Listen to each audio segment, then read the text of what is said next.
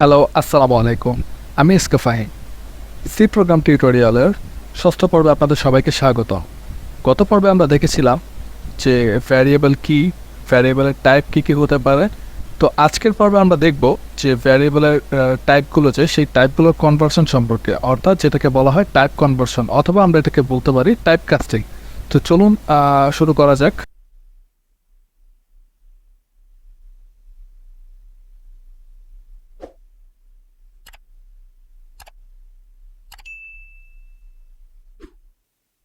Type casting জিনিসটা কি?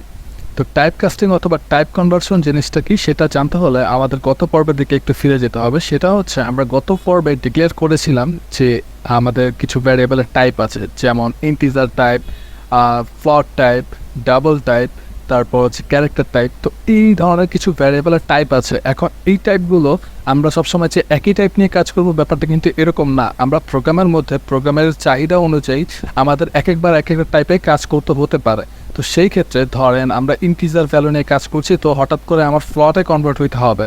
তো আবার ফ্লট নিয়ে কাজ করছি, তো আমার ডাবলে কনভার্ট হইতে হবে।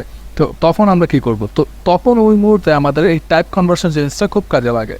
তো টাইপ কনভার্সন জিনিসটা অ্যাকচুয়ালি কি? ধরেন আমার ইন্টিজার ভ্যালু রয়েছে, আমি একটা ইন্টিজার ভ্যালু ডিক্লেয়ার করলাম, তো এইটাকে আমার ফ্লটে হঠাৎ করে কনভার্ট করতে হবে। তো এইটা আমরা কীভাবে করব? ওইটাই হচ্ছে টাইপ কনভার্সন বা টাইপ কাস্টিং। তো চলেন আমরা একটা এক্সাম্পল দেখি। তার আগে আমরা ছোটো করে বলে নিতে চাই যে গত পর্বে আমরা মূলত তিনটা ভ্যারিয়েবল টাইপ নিয়ে কথা বলেছিলাম। সেটা হচ্ছে ইন্টিজার টাইপ ভ্যালু, ফ্লট টাইপ ভ্যালু, আর হচ্ছে ক্যারেক্টার টাইপ ভ্যালু। তো এর মধ্যে আরেকটা ভ্যালু রয়েছে, সেটা হচ্ছে ডাবল টাইপ ভ্যালু। যারা ইতিমধ্যে আমাদের গত পর্বটি দেখেছেন তারা সবাই আমাদের এই ইন্টিজার, ফ্লট, ডাবল, ক্যারেক্টার এই ভ্যারিয়েবল টাইপগুলোর সাথে পরিচিত। তো আমরা এটা ডিসকাস করি নাই যে এরা কী পরিমাণ স্টোরেজ দখল করতে পারে। তো আপনাদের শুধুমাত্র জানানোর জন্য আমি বলে দিচ্ছি, সেটা হচ্ছে যে ইন্টিজার টাইপের যে ভ্যালুগুলো সেগুলো 2 থেকে 4 বাইট পরিমাণ জায়গা দখল করে। ফ্লট টাইপের যে ভ্যালুগুলো সেটা 4 বাইট পরিমাণ জায়গা দখল করে। ডাবল টাইপের যে ভ্যারিয়েবলগুলো সেটা হচ্ছে 8 বাইট পরিমাণ জায়গা দখল করে। আর ক্যারেক্টার টাইপের যেগুলো সেগুলো হচ্ছে 1 বাইট পরিমাণ জায়গা দখল করে। এখন কথা হচ্ছে বাইট জিনিসটা কি? আমরা এখানে অনেকেই নন সিস ব্যাকগ্রাউন্ডের আছি, তো সবাই আমরা এটা নাও জানতে পারি। বাইট আর বিটের মধ্যে পার্থক্য হচ্ছে 1 বাইট সমান 8 বিট।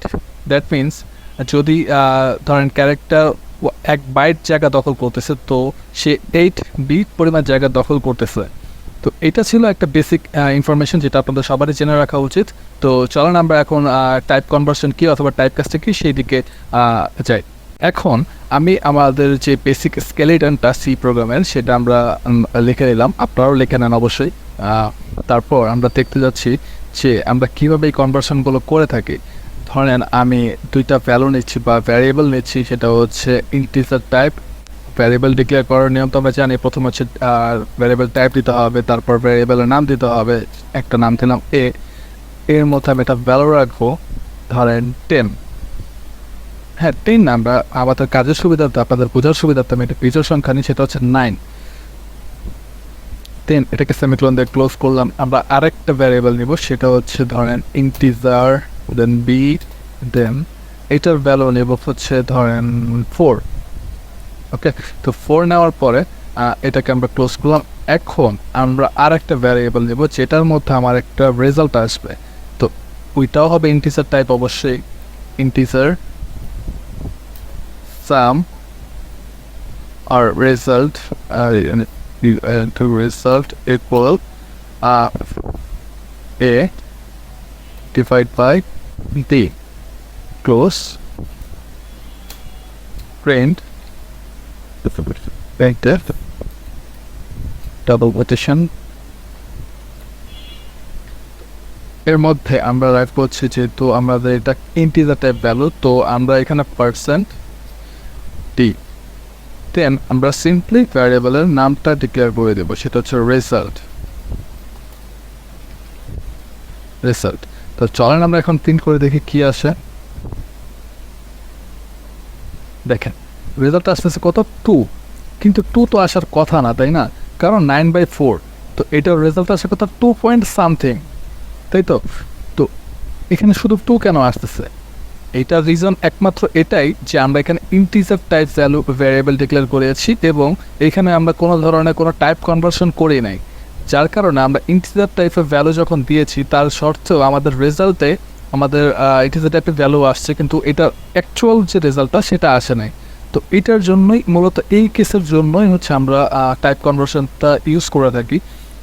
এখানে একটা গুরুত্বপূর্ণ কথা আমাদের জানা উচিত, সেটা হচ্ছে যে টাইপ কনভার্সন অথবা যে টাইপ কাস্টিং এটা কিন্তু দুই ধরনের হয়। একটা হচ্ছে ইমপ্লিক্ট কনভার্সন অথবা অটোমেটিক্যালি কনভার্সন, আরেকটা হচ্ছে এক্সপ্লিক্ট কনভার্সন অথবা ম্যানুয়ালি কনভার্সন।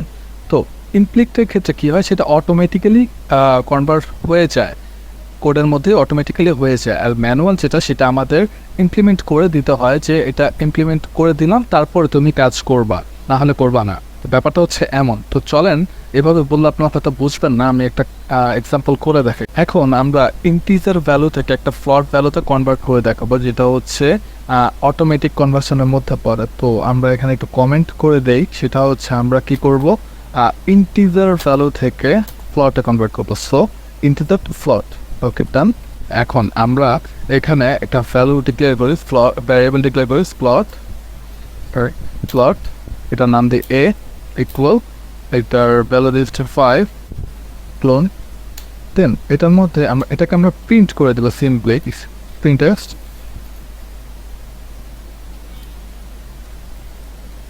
তো এর মধ্যে যেহেতু এটা আমার ফ্লোট ভ্যালু আছে, তো আমার এখানে ভ্যারিয়েবল টাইপ যেটা এটা ডিক্লেয়ার করে দিই %f। এখন %f দিয়ে কমা এই ভ্যারিয়েবলের নাম এ। তো এখন আমরা প্রিন্ট করবো, কিন্তু একটা জিনিস খেয়াল রাখতে হবে, সেটা হচ্ছে আমরা কিন্তু এখানে ইন্টিজার টাইপ ভ্যালু ডিক্লেয়ার করেছিলাম, যেটা হচ্ছে 5, অনলি 5। তো এটা রান করার পর কি আসবে রেজাল্টটা, দেখেন 5.6 কারণ আমরা জানি ফ্লটের পর সেটা অটোমেটিক্যালি অথবা বাই ডিফল্ট 6 ডিজিট পর্যন্ত দেওয়া থাকে। যেহেতু আমরা এখানে ইনপুট দিয়েছিলাম 5, তো 5-এর পরে কিন্তু এখানে আমার কোনো ভ্যালু ছিল না, তো ওই ভ্যালু না থাকার কারণে এখানে 6টা শূন্য নিয়ে নিয়েছে। তো যার কারণে এটা বলতে পারি আমরা হচ্ছে এটা অটোমেটেড একটা কনভার্সন, যেটা হচ্ছে ইন্টিজার থেকে ফ্লটে অটোমেটিক্যালি কনভার্ট হয়ে যাচ্ছে। আমরা তো দেখলাম যে ইন্টিজার থেকে কীভাবে ফ্লটে কনভার্ট করতে হয় অটোমেটিক্যালি। এখন আমরা দেখব ফ্লট থেকে ইন্টিজারে কীভাবে কনভার্ট করতে হয়। তো সেক্ষেত্রে আমি একটু পৌঁছে দিচ্ছি আপনাদের সুবিধার্থে। আর এটা যেহেতু আমরা ফ্লট থেকে ইন্টিজারে কনভার্ট করব, তাই ফ্লট থ্রু ইন্টিজার লিখে দিলাম এখানে। এখন আমরা ইন্টিজার ভ্যালু নিয়ে নিই, একটা ইন্টিজার এ ইকুয়াল 7.55 ধরনের একটা ভ্যালু দিয়ে দিলাম, ক্লোজ এটা। তারপর সিম্পলি পেটে তারপর এটা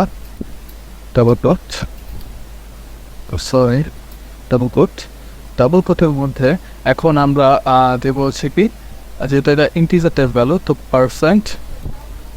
%d। এখন এটাকে আমরা কল করে দেব এ, দেন ওকে। এখন আমরা রান করে দেখি যে এটার রেজাল্টটা কী আসে। দেখেন রেজাল্ট আসছে 7 কেন, আমি তো এখানে 7.55 দিয়েছিলাম, তো 7 কেন আসলে? তো কোশ্চেনটা এইখানে। এখন আমরা তো আগে দেখলাম যে ইন্টিজার থেকে যখন আমরা ফ্লটে কনভার্ট করেছিলাম, তো ওই কনভার্টটা ছিল অটোমেটিক্যালি 5 থেকে আমার 5-এর পরে 6টা শূন্য এক্সট্রা নিয়ে নিয়েছিল, যেটা ফ্লটের ক্ষেত্রে প্রযোজ্য। কিন্তু ইন্টিজারের ক্ষেত্রে কিন্তু শুধুমাত্র ডেসিমাল ভ্যালু প্রযোজ্য, মানে দশমিকের কোনো দশমিক ভ্যালু প্রযোজ্য না, এখানে সম্পূর্ণ পূর্ণ সংখ্যা প্রযোজ্য। তো সেই ক্ষেত্রে আমার তো এখানে 7.55 ছিল, আর এখানে কিন্তু আমি এটাকে প্রোগ্রামটাকে বাধ্য করেছি আমাকে একটা ইন্টিজার নাম্বার প্রিন্ট করে দেওয়ার জন্য। তাই সে দশমিকের আগে যে ভ্যালুটা আছে সেটাই দিয়েছে, দশমিকের পরে কোনো কিছুই কাউন্ট করে নাই। এটা হচ্ছে ফ্লট থেকে ইন্টিজারে কনভার্সন। তো এটা তো ছিল অটোমেটেডের ক্ষেত্রে।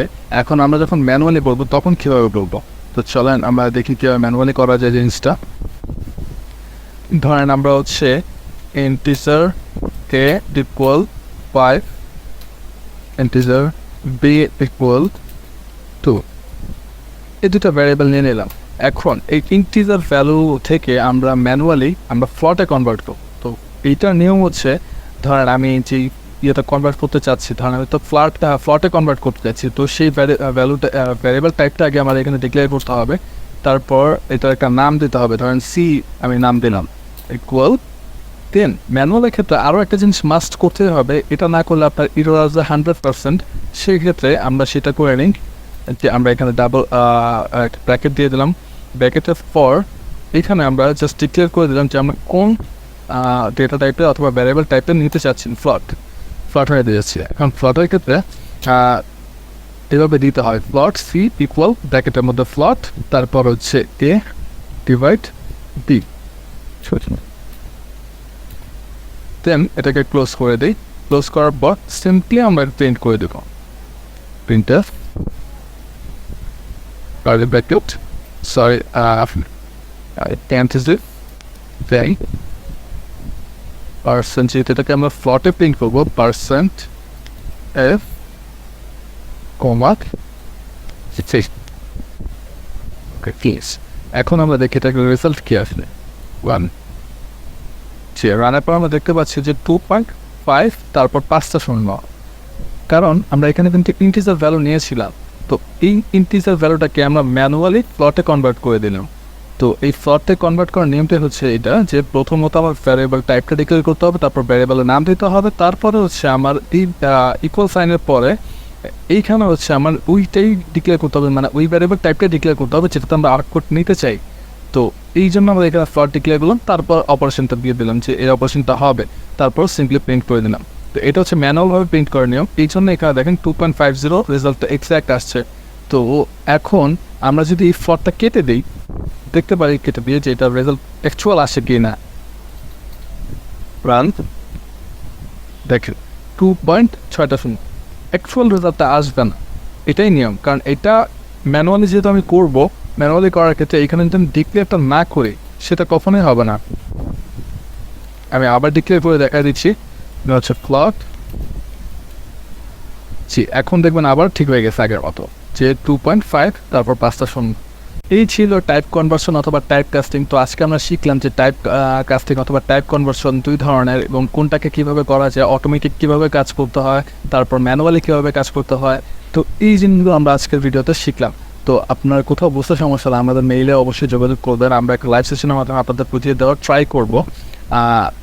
তো আজকের জন্য এতটুকুই থাকুক, পরবর্তী ভিডিও দেখার জন্য আপনাদের সবাইকে আমন্ত্রণ রইল। ধন্যবাদ।